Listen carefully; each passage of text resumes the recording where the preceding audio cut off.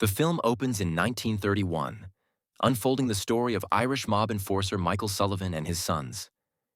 His eldest son, Michael Jr., steals a corncob pipe from a pharmacy and heads back home, where he plays in the snow with his little brother, Peter. When Michael arrives home from work, the kids are instructed by their mother to come back inside the house. Michael Jr. watches as Michael takes out his gun and a stack of cash from his pocket while changing, which makes him wonder what his father does for a living. At home, Michael is just a normal man who prefers praying together as a family before eating food. Later, he brings his family to a funeral memorial of one of the members of the mob. Upon arriving there, Michael and Michael Jr. bow down and pay their respects to the deceased. The kids run to greet Michael's boss, John Rooney, as soon as he arrives. John loves Michael's children as if they were his children.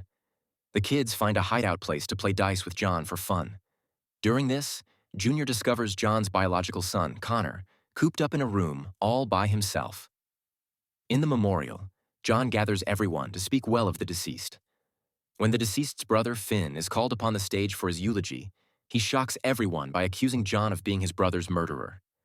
Before things escalate, Michael and Connor escort Finn out of there.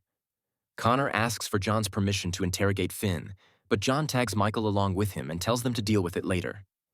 Now they return inside the memorial, where Michael and John play the piano together. Out of the frame, Connor is seen smirking and slipping smiles, indicating that he despises Michael because of how his father prioritizes him over Connor. When Michael and his family return, they sleep early. Peter wakes up from a nightmare and engages in a conversation with Michael Jr., which is full of curiosities about John's line of work and their father's involvement in John's business. The next morning, the family has breakfast together and parts ways. Junior and Peter head to school, while Michael goes to work. At school, Junior's curiosities get the best of him and tempts him to follow his father to see what he does.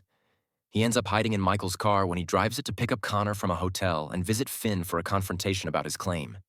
Connor loses his temper while dealing with Finn and cusses out his brother, which escalates things. Finn calls his thugs to beat Connor up, but Connor finds him audacious and puts a bullet in his skull. Michael, whose task is to protect Connor, immediately shoots the thugs, not knowing that his son has witnessed everything from a creek. When Michael comes out with his machine gun, he is startled to see his traumatized son. Connor also sees him, so Michael asks his son to never speak of what he's just witnessed and takes him back home. On their way, Junior asks Michael if his mother knows. Michael nods and says yes, which traumatizes Junior even more. The next day, John visits them and notices a change in Junior, knowing that he's witnessed a murder. Michael has a private word with John, who thinks that it's no big deal, as the kids were going to find out about Michael's occupation sooner or later. The next day, Junior picks up a fight in his class. Simultaneously, the Irish mob conducts a meeting to discuss Finn's murder at the hands of Connor.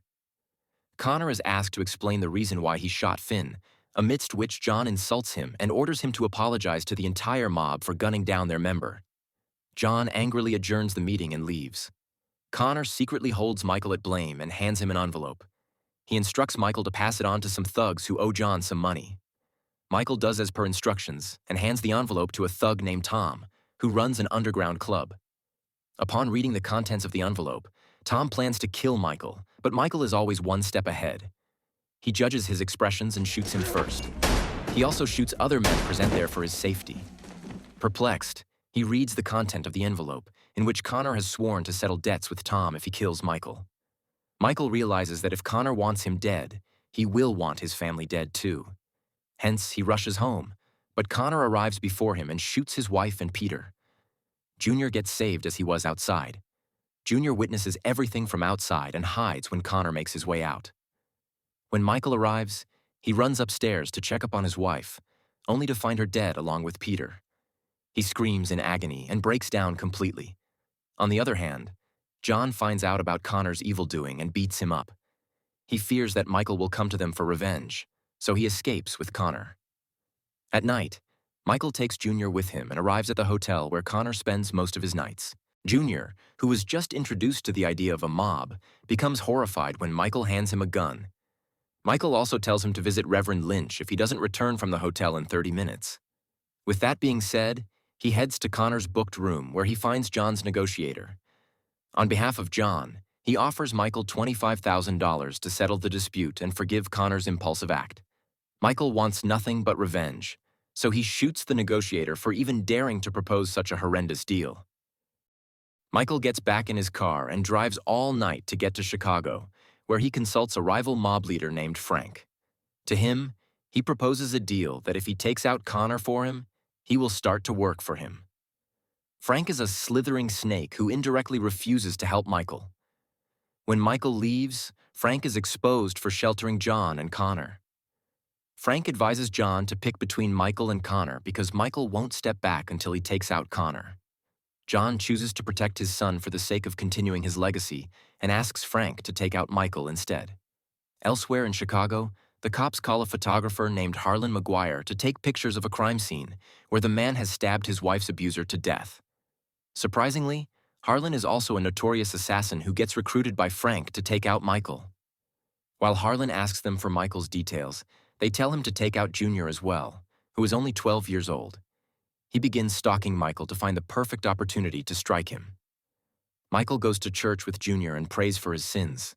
He later calls his sister and asks her if she can shelter Junior until he sorts a few things out. Harlan somehow intercepts their call and finds out about Michael's next move. Michael drives in the deserted fields of Chicago, where he finds a lonely diner. He's famished, so he stops there to eat. Junior's mental health has deteriorated to the point where he doesn't feel hungry anymore, so he stays in the car. Michael goes in there alone. While eating there, Harlan approaches him and makes his intentions clear. Michael picks up on the hints and pretends to be drunk. He excuses Harlan and goes to the bathroom to sober up, but instead, he escapes from the back exit and drives away. Harlan sees them leaving, so he runs outside and opens fire in their car's direction, which breaks the car's back glass. Michael drives away successfully, which irks Harlan. He shifts the anger of his failure towards an innocent cop outside the diner and shoots him dead. Michael stops in the middle of nowhere and snaps Junior out of his trauma, using excessive force on him. He tells him to move on and work with him to avenge their mother and Peter. He now reveals his plan to loot all the banks with the mob's reserved money so he can weaken the mob to the verge of bankruptcy. And to do so, he teaches Junior to drive a car so he can drive him away after each robbery. After the driving lessons, Michael shows up at the first bank. He only steals the reserves of their mob and pays some money to the bank manager to buy his silence. This technique works in his favor, and he manages to empty almost all the reserves of his mob. One day, Junior expresses his wish to get a share of the money while dining at a random place. Michael finds it fair and gives him as much as he wants. On the contrary, Connor has been limited to his room for safety reasons. He tries contacting his father, but when he doesn't respond to him, he throws a tantrum and breaks things. He soon pays Frank a visit, who learns from a phone call about Michael's plan to bankrupt John's mob. He doesn't tell it to Connor and lets him be condescending. Connor denies his protection and leaves his place. The next day, Michael heads to another bank, whose manager swears that the mob has pulled out its money. Though he helps Michael by giving him the address of John's accountant. John heads straight there and asks Junior to keep the engine running in his absence. Now he finds the accountant and takes him at gunpoint, oblivious to the fact that it is a trap set to lure him and get him assassinated through Harlan, who's watching everything from the opposite building. Just when the accountant hands Michael the ledger containing information about John's accounts, Harlan opens fire on them from outside their hotel room. The accountant gets shot, but Michael escapes with the ledgers. Unfortunately, Harlan takes a shot at Michael from the window. This time, the bullet strikes his forearm just before he gets in the car. Junior drives to the countryside, where Michael faints due to excessive bleeding. Junior gets help from an old farmer couple who help shelter them. They also take out Michael's bullet and treat his wound. Michael also gets to bond with Junior because he sees his reflection in him. Later, when he checks the ledger, he finds out that Connor has been stealing from the employees' accounts. After fully recovering, Michael and Junior get back on their road to revenge and leave the old couple some money for compensation. He returns to his city and visits John in a church during Mass. He takes him to the basement to talk about the money embezzlement, but John begs him to forgive Connor and reconcile with him, as he doesn't want to lose either of them in the war. Michael figures that talking to John is of no use and leaves. He books a hotel room where he assembles a machine gun, writes a letter to sleeping Junior, and leaves for the main revenge. Junior, who was only pretending to be asleep, reads his letter right away. Subsequently, Michael tracks down John, who is about to head out with his mob. He opens fire on them in the pouring rain and kills them all.